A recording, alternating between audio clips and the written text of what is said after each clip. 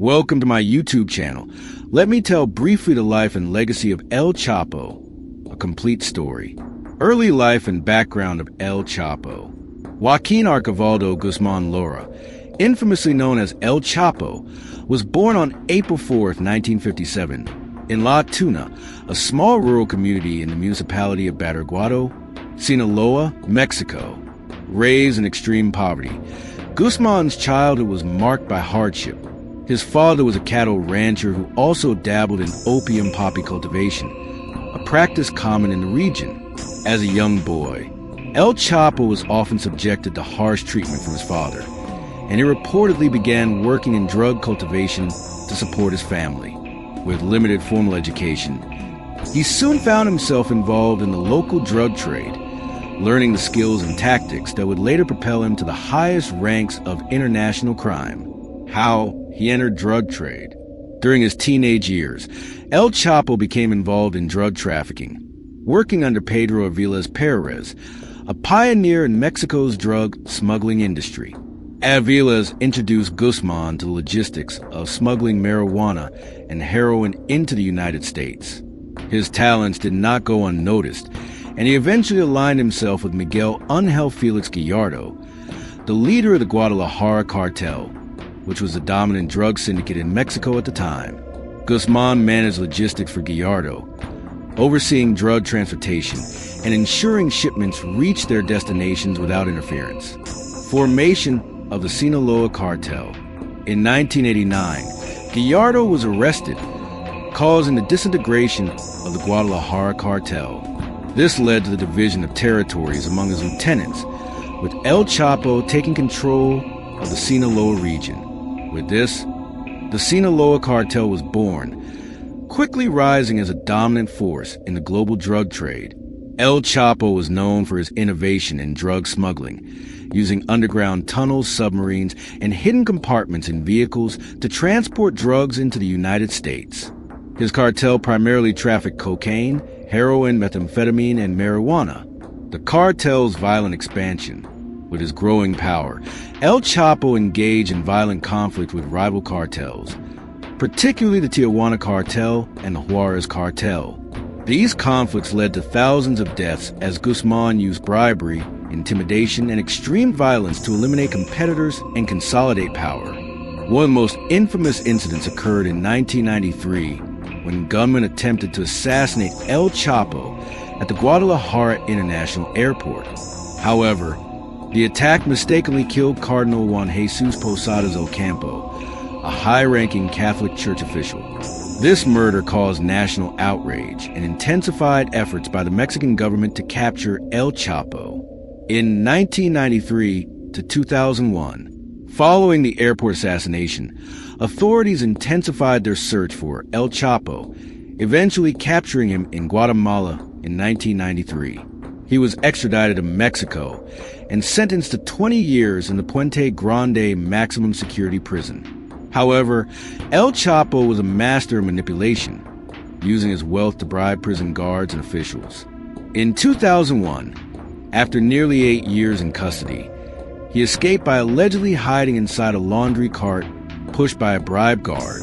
His escape marked the beginning of a new era of terror and expansion for the Sinaloa Cartel. In 2001 to 2014, following his escape, El Chapo reestablished control over the Sinaloa Cartel, expanding its influence across Mexico and into global markets.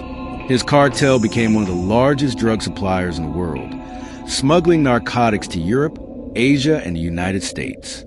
El Chapo cartel used advanced smuggling techniques, including tunnels dug under the U.S.-Mexico border, submarines to transport large shipments across oceans, corrupt officials paid to look the other way, brutal force to maintain dominance.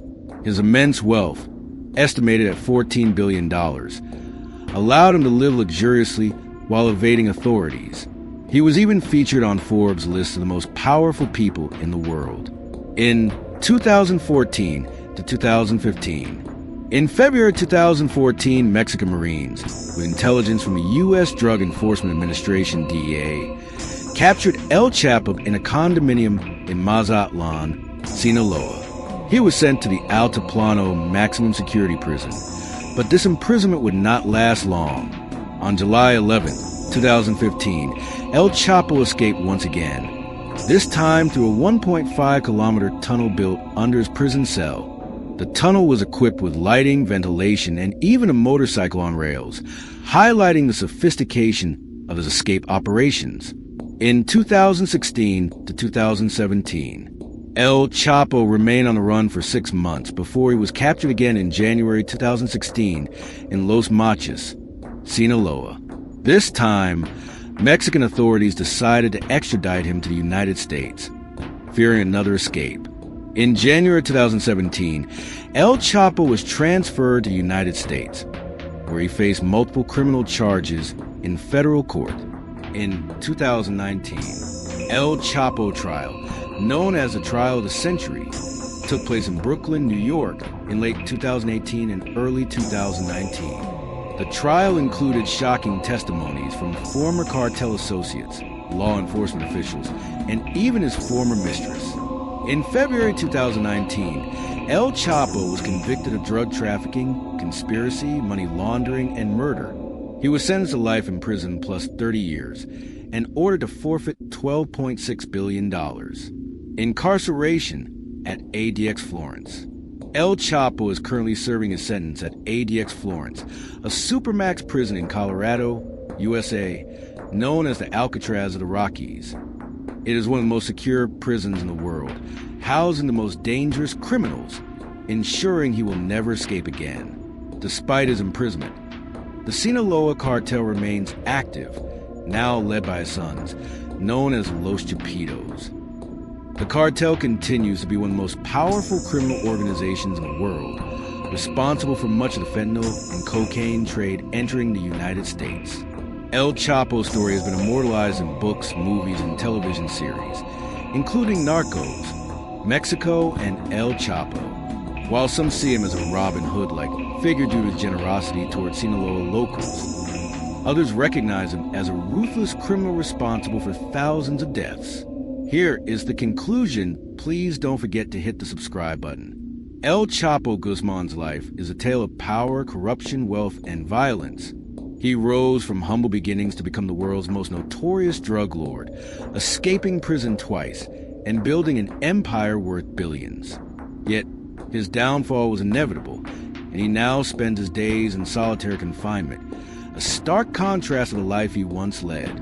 Though El Chapo himself is locked away, the war on drugs continues, and his legacy serves as a reminder of the deep-seated issues surrounding organized crime, corruption, and the global drug trade.